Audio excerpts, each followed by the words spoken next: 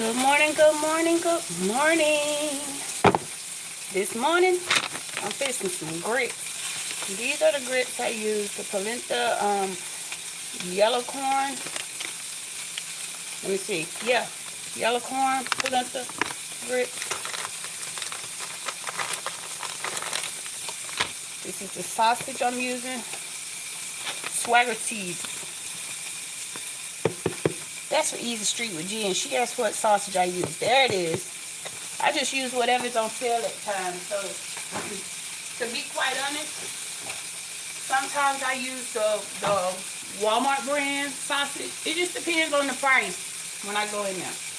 Whichever one I feel like is best for my pockets at the time. That's the one I'm going to grab. So I've already started my sausage, and I'm about to turn it down now, even though it's already down to like medium. I'm going to turn it down. I'm going to say to 3. Turn it down to 3. They're getting a little feisty in there. So I got this pot boiling, because, well, it's not boiling yet. I got that pot on because I'm about to make some grits.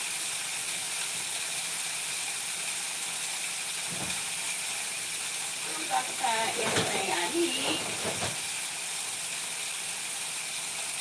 First, I'm going to put some butter down, because I already got my fire on.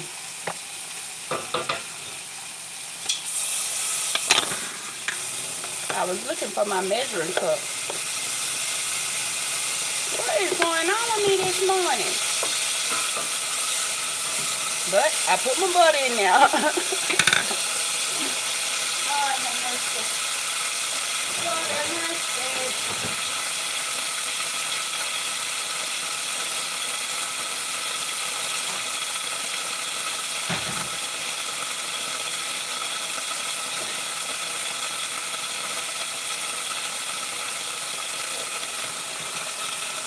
And I'm putting chicken broth. Yep, you heard me right, chicken broth.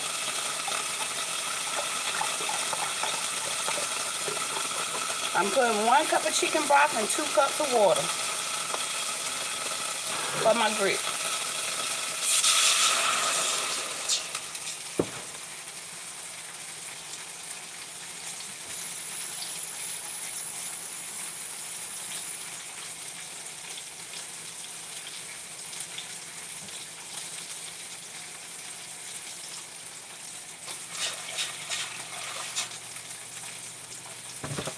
That's what I use. You don't necessarily have to do that, but I put 1 cup of chicken broth, 2 cups of water, and I let it start to boil, and I put some butter in there. I let it start to boil. Then I season up my water. Then I add my grits. Because these grits don't take that long at all, y'all. They take about a good 5 minutes. Let me see what the instructions say. Because these don't take long at all. These are the grits I didn't have the other day when I said I should have had my grits that I normally cook. Yep, they cook in 5 minutes. Exactly. And I just keep stirring them. And that's what I do. I add a little bit of milk. And that's my grits. But I let it start boiling down first a little bit before I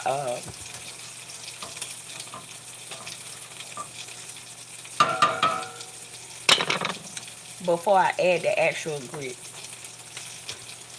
Sometimes I keep this here while I'm cooking them, just in case my grits not looking like I want it. I can kind of add a little bit here and there. That's what I do. You don't necessarily have to do it. So while that's boiling down, I'm going to check on my sausage.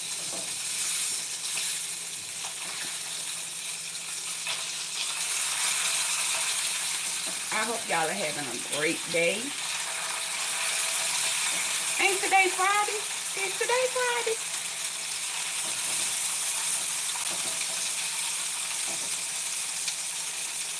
Today Friday. Hey. Said I wasn't gonna tell nobody, but I couldn't keep it to myself, but I. Good morning, buenos dias, buenos dias. Johnny Cash. I like that name. All right now. Good morning, boss lady Denise. Was Jerry talking here? Jerry talk. Sandra D. Look at me, I'm Sandra D. I'm so happy to see you back, but you know I went lurking on your page. And you know what I'm finna say. You know what I'm about to say, Sandra D. I'm about to fuss at you, girl. Yeah, I know that's my buddy dad, Sandra D. I'm about to fuss at you, but it's all out of love, girl. It's all out of love. Why did you delete your content? Why? I told you, girl. I said, if you ever change your mind, put your stuff on private. That way, if you come back, you still have all your content. Why you do that, girl? I'm gonna wait for your answer, too. Why you do that? Sandra D. All your porch talks.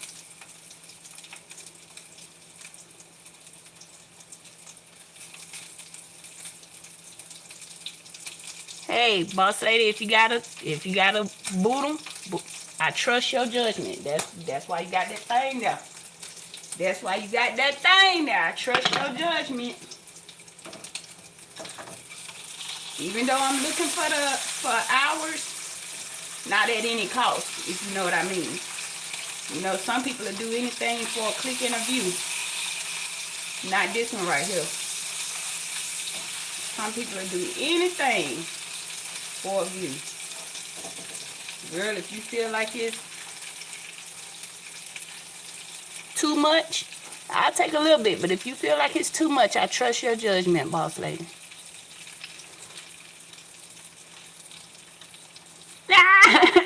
Fuss not cuss.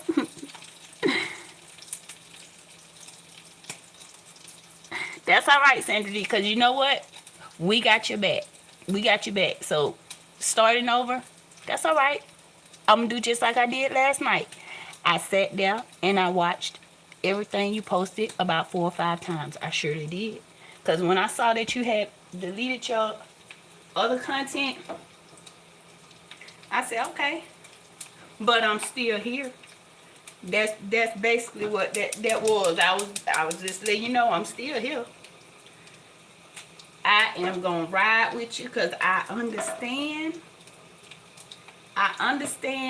how it goes when you get negative comments, negative feedback, or people who just see one little clip and they think they know your whole life story. I understand, I get it, and I'm still here for you. And if you ever need me, all you gotta do is say the word. Say the word. I'm in Georgia. I'm not far.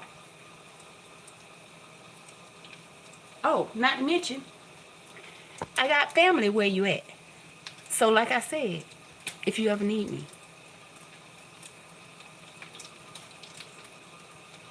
Need I say more? Need I say more? I heard you in somebody else's live stream say what state you were in. And I said, I got family there. Yeah. Y'all never know where I could pop up. Okay? You never know. You never know. You never know. You never know. You never know. Now, like I said, I wait for this to start coming to a boil before I put my polenta in there. Because polenta, it cooks pretty quick. But the reason why I started using polenta is because it's not enriched. Let me see if I have an example to show y'all. If y'all use rice or grits that says enriched or says bleached on it, that's not good. But I'm not a doctor or nothing. I'm not a doctor or nothing. Let me see.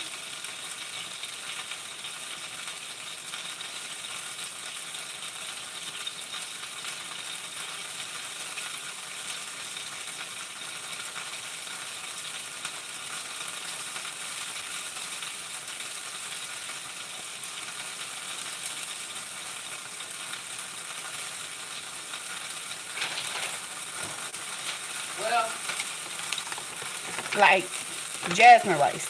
I use jasmine rice because it's not enriched. This is the rice I use.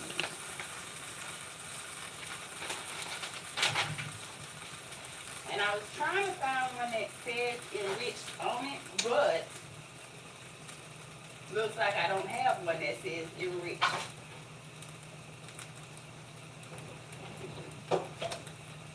That's starting to boil down. Get my eggs going. I already got the butter in the pan. Y'all know I like my eggs cheesy and buttery. Cheesy and buttery. If you don't like your eggs like that, that's fine. That's good, you know. But that's the way me and Baby Cinco like our eggs. We like cheesy and buttery. And that's where I'm going to cook them. I have so many people, y'all, all the time telling me what I should and shouldn't be eating. It is so draining. It's so draining to have people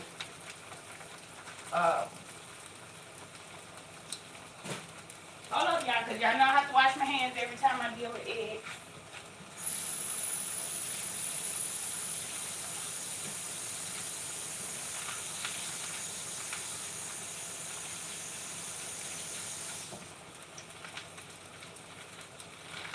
It's so draining, and it reminds me of when I was younger, and every time I would go to like a family function, I had everybody. I'm not just talking about one particular person or whatever. It was always constant people looking in my plate. I hated. When I was younger, I hated going to family functions. Prime example. And that's what started my ED, by the way. When I was a teenager, I had a eating disorder, and that was the main reason why I had one, because every time I was around family, they would monitor everything I eat, and it started to make me feel so horrible. I felt horrible to the point where I would go hide to eat, and it was pretty bad, y'all. It was like, if I fixed a big plate, then they would say things like, what you doing with all that on your plate? You ain't even gonna eat all that. What you got on your plate? And they would look all in my plate. They got to see everything I put in my plate. Then you have certain people who made a certain food. You didn't get none of my greens. I made the greens. Put some greens on your plate. It's like they monitored my plates. And here it was, I was a teenager. I wasn't like a little kid. I was a teenager. And I had some cousins that if I'm sitting there eating, they would say things like, yeah, she thinks she's something now because she's skinny. All that gonna catch up to her, or, you know. And then I had the other side. You have some people saying, you so skinny, you need to eat. You need to really eat. Somebody need to sit down and just feed her. And then when I'm eating, they would talk about how much I had on my plate. So y'all, it was pretty bad. And they thought it was okay, but it messed me up. It messed me up. And as an adult, I could deal with it a little better. But it's so bothersome when I have people telling me what to eat. Somebody left a comment for me yesterday, and I tried to respond as much out of, love as possible, but it's very irritating.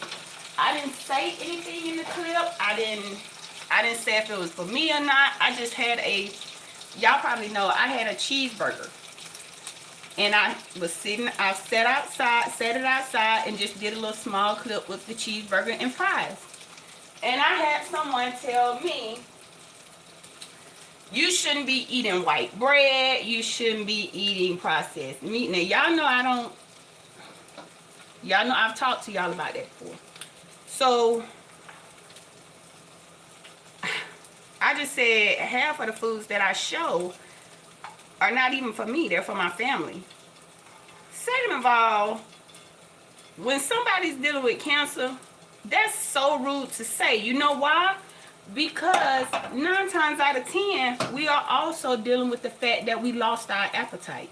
So our doctors, the people who went to school to study this, and you know, they want to see you win because they want to be able to say, my patient did that. You know, I'm gonna listen to my doctor when they tell me, hey, you're low in everything. We need to eat. We need you to eat. We need you to eat whatever you're craving. We need you to fuel your body because we just drained everything out of you. I'm gonna listen to that because it makes more sense to me. And not to be funny acting or nothing like that, but you never know what somebody done went through in their life, and that just, it brought me back to when I was a teenager, when people used to monitor my plates. They would monitor what I had in my plates, and that really bothered me growing up. And yes, I was modeling and everything, but it seemed like to me they were more stuck on the fact of trying to control everything I put in my mouth more than me as a person. Like, do y'all like me as a person, or do y'all like the fact that I might be the family member that you can brag on?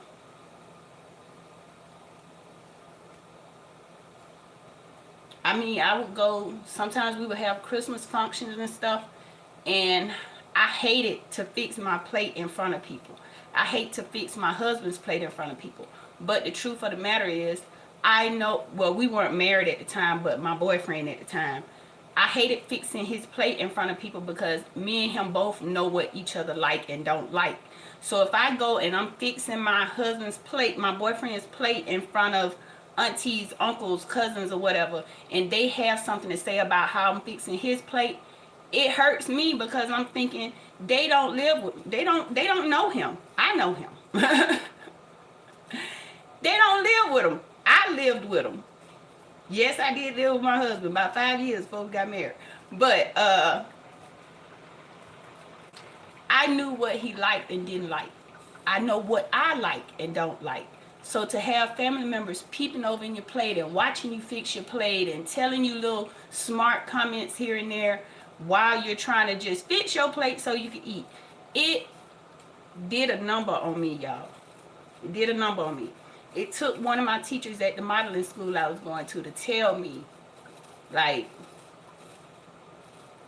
you need to start doing for you. Even if you have to fix your plate and just sit to yourself and eat. They didn't want me to lose too much weight because I was considered an actor, not a model. They had 2 different genres, but they could use me for both. If they was doing photography, they could use me for that. But if they was doing runway, they, every once in a while, they would use me for runway or for like mall mannequins or something like that. Because I was only like 5'7", 5'8". They wanted taller for like the big fashion shows. So they was like, we not caught up on your size like that. Why are you losing so much weight? And when I finally said something, I was like, I don't like eating in front of certain people. They just make me lose my complete appetite. To this day, I don't like eating at buffets. I don't like seeing a bunch of food all together. It's just a part of the ED that I had. I still battle it every day. I just don't talk about it every day. But it came from people monitoring everything that I ate when I was growing up. Everything. I remember one time I was sitting on the front steps and a cousin walked up. I was eating some wings that I had just walked and got some wings. This cousin walked up and was like, see her eating some chicken wings. Somebody need to feed you a big fat cheeseburger. Somebody need to feed you a cheeseburger. And I'm like, what did I do to you? Whatever happened to, hey cuz, how you doing? What's going on with you? No, you go straight to what I'm eating and analyzing what I'm eating. Y'all, it was a mess. It was a mess. When I tell y'all I grew up weird, I grew up weird. I was the weird one because I was different. I was different. I was just sitting on the step eating some chicken wings, eating some little hot wings that I went and bought, And I was so happy that I was able to buy my own hot wings because, yes, I was one of them teenagers that was working. So I was happy that I could just go and get me something to eat. I didn't have to ask anybody. I didn't have to borrow from anybody. So I was happy that I was able to just tell my friend, hey, I want some chicken wings. What you up to? Let's go get something to eat.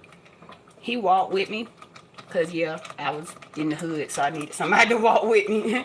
But he walked with me. We walked down there, and I was proud of myself that I was able to buy my own. I didn't have to ask him for anything. I didn't have to ask my parents for anything.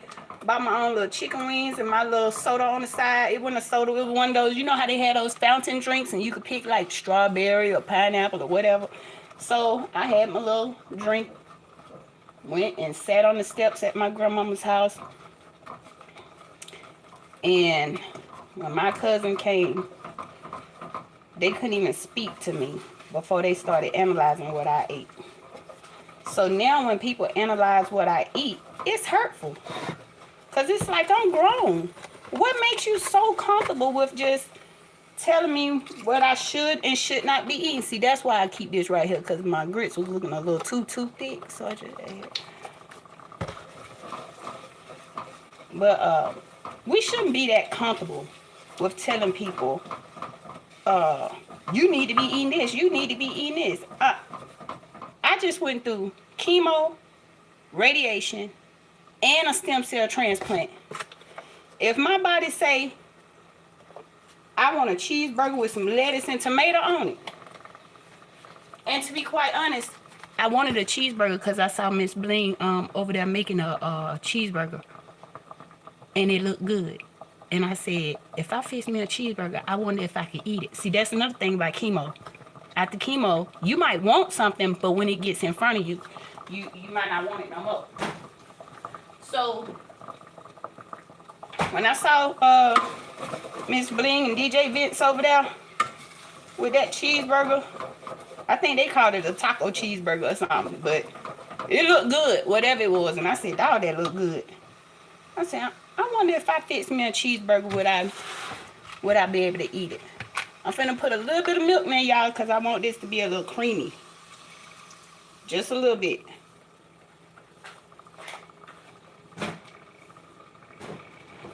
And when I tell y'all, I sat out there and I ate that burger and fries, all of it. I was so proud of myself because, like I said, sometimes I can't eat. I don't know if y'all have noticed, but I have lost so much weight, and still to have people saying, you shouldn't be eating this, you shouldn't be eating that. Y'all, I would run myself crazy if I listened to all these things people telling me. Don't eat butter, don't eat cheese, don't eat bread, don't eat meat.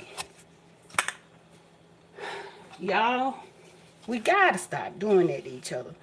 It's ridiculous. Slapping some more butter in, just in case somebody want to tell me not to eat butter. I'm slapping some more butter in there. I know what I need to work on. Right now, I'm cutting back on a lot of things. Y'all just might not know it. But, like, sandwich meats, I can't eat sandwich meats no more. I'm cutting back on pork, cutting back on my sugar intake, which is really hard for me because I'm a Coca-Cola girl. I'm finna turn this off and add some cheese now. But I'm running out of cheese, y'all. I'm running out of cheese. I'm running out of cheese. Look at that. Just a little Kona girl.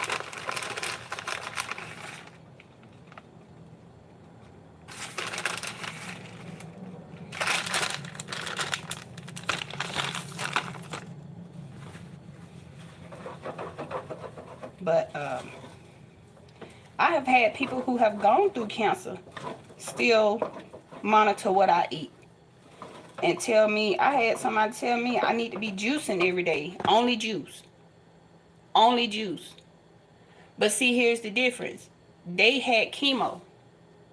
I had chemo, total body radiation, and stem cell transplant. I need everything. I need all of mine. Matter of fact, um, the doctors recommend that if I do eat fruit, wash it off real good. They're more afraid of the pesticides and the poisons that's been sprayed on the fruit more than anything else. They're more concerned about the fact that they done sprayed on a lot of stuff on your food. So I gotta clean it. I gotta let it soak in the vinegar and water. Then after that, I gotta rinse it. And sometimes they want you to put lemon juice or what. Same way some people clean their meat. A little bit of lemon juice, rinse it, clean it, dab it dry with a towel. I have to go through a whole little process. But they would rather for me to eat that whole fruit rather than trying to juice it. And I can't have grapefruit. So, y'all, it's crazy.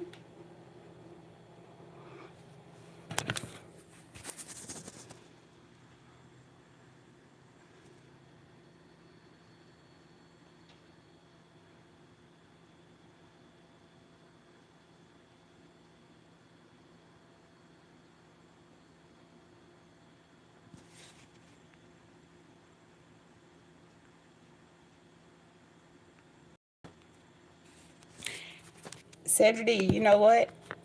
Well, I can't say when because I still go through it from time to time. I go through these bouts of depression, these little moments of depression. And it's a lot of times when I'm debating on if I really want to say, because some people analyze everything I say. So sometimes I'm questioning if I should or shouldn't say certain things. But because I love you so much, Sandra D, I got to say this. On some days, if it wasn't for my husband cooking, I wouldn't eat a thing. I would sit up in my room and be watching YouTube and probably drinking sodas. If I got hungry or thirsty, I'll pop open a Coca-Cola. And my son, my oldest son, the one who I posted the other day, Pack Boy, he's on YouTube as Pack Boy 14. My oldest son is the one that stays on me about drinking water. He's a stickler about water. He's a brain tumor survivor, so he understands what I'm going through. And he don't try to tell me what to eat or what not eat, but he will say, Mom, I need you to drink some water. Stay on your water. And he told me one time, he said, this was while I was going through, he said, Mom, they're pumping all that poison in your body. I need you to drink your water so you can release all that poison. And when he said it, it made sense. Like, yes, they are pumping a lot of medication in me. And he said, drink your alkaline water. And he said, I need you to stay strong. He asked me 3 things every time he calls me. He says, Mom, how are you feeling physically? And I let him know. He said, Mom, how are you doing spiritually? So I'm doing good. He's a very intellectual kid. He's very deep. Then he said, Mom, he asked me how I'm doing physically, spiritually, and mentally. And I have to let him know, like, today was a pretty tough day, but, you know, I get through it and everything. I just talk to him like that, and he'll say, well, you just, he'll say, well, you just do what you can and listen to your body, Mom. Listen to your body. If you feel like you need to rest, rest. And he'll say, just make sure you're drinking that water. Just keep it by you. Keep it close to you and drink your water. And when I tell y'all, my son has been such a, I don't even have the words. He is my son, but he's looking after me, you know?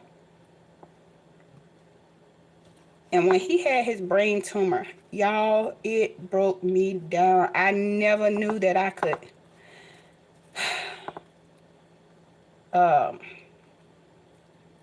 feel that way. I don't even have the right words to express, but watching my son go through that, it broke me down like a baby. It broke me down. But I had to be there for him, you know? And, you know, I keep saying, you know, but I think y'all get what I'm saying. It broke me down. And even then, I had people telling me, you shouldn't be up there at that hospital so much. He's a teenager. You can leave him with the nurses. He'll be all right. He's a teenager. I didn't want to leave my babies up. My baby. I didn't want to leave my baby. He's still my baby. He's my firstborn. He's my only child that looks like me. He's my firstborn. I didn't want to just leave him in the hands of somebody else. No. If he had chemo for 3 days straight, that was his protocol. He had chemo for about 6 months. Every month he would go in for 3 days for a round of chemo. And it was 7 months, sorry.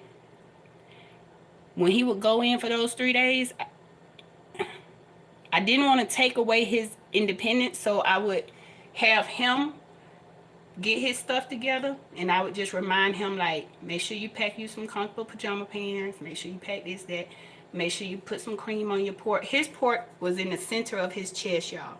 If I could find a picture, I'm going to post it today. His port was in the center of his chest. I had people telling me, don't let him eat this, let him eat that, don't do this, don't do that. I looked at my son, because I was there to watch him go through it. I saw my son in the middle of the night try not to wake me when he got sick. That's what type of son I have. But I'm a light sleeper. And plus the situation we was in, everything made me kind of jumpy. I wouldn't get up because I didn't want him to feel like my mom is crowding me, or, you know, I didn't want him to feel like I was doing too much. But I watched him in the middle of the night call his nurse and whisper and say his stomach was hurting. But he was trying not to wake me up. And when he came out of his surgery, he still had the tube. And I know my son, he's the type where he love water. He gonna drink water. Yeah, he love water. But after coming out of a situation like that, the nurses asked me, said, do you think he's gonna want, because after they take the tube out, of course they're gonna give him something like some water or some cranberry juice at first, because they don't want it to hurt. But she said, after that, what you think he might want? I said, because they gave me choices, and I said, the ice cream sound good, but yeah, he might want a little Sprite or something after all of that, but the ice cream is good. So she said, okay. I had people telling me, you shouldn't tell them to give him no ice cream. You shouldn't. We at Children's Hospital, that's what they offer the kids. After they've been through something traumatic, like a surgery, he had brain surgery. I had people telling me, you shouldn't be letting him eat ice cream. You shouldn't be. My son just had brain surgery. He had a tumor the size of a grapefruit over his pineal gland, if y'all want to get detailed. Y'all, if my baby would have woke up and said he wanted some Chuck E. Cheese pizza with ice cream on the side, if he would have said, his thing after chemo was he used to want checker burgers. Guess what he got? Checker burgers. I saw him lose his appetite. My son is a little heavier now, but when he was going through his treatment, he was skinty, and tall. He's taller than me. So just imagine being taller than me and real skinny.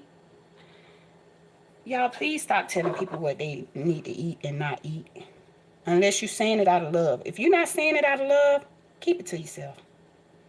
Keep it to yourself. You never know what somebody going through or what they done went through. And I'll tell you one thing. Me personally, I would never go back to what I used to be, always trying to please everybody else. What I just went through, you will never see me trying to please everybody else ever again. Because I've learned that you can go your whole life trying to be there for others. But when you go through, will they be there for you? Hello, I think I just said something right now. Will these same people be there for you? The same ones that you done did everything for. Will they be there for you? I know my son was there for me. My son would call me out of nowhere and say, Mom, I'm just checking on you. But that's how I ended up with a eating disorder as a teenager. Always listening to what other people had to say about what I eat and what I don't eat.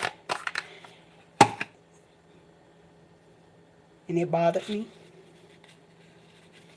And to this day, I have to deal with when I go to family functions or something. Sometimes I don't eat anything at all at family reunions or, gatherings or whatever. I don't eat anything at all at some of them.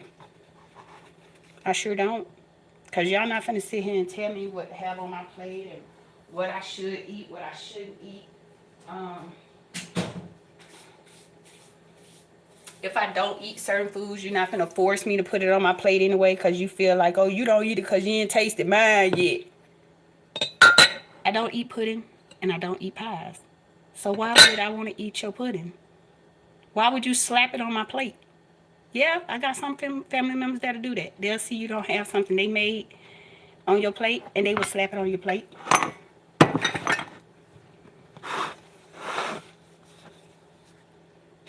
There's baby Seiko's breakfast. He got grits, eggs, and sausage patties. Let's see.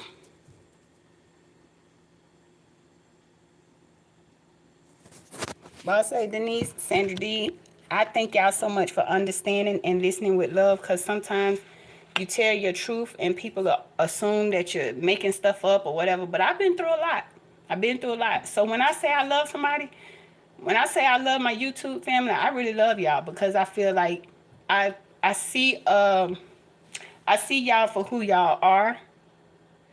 I like y'all for what y'all do.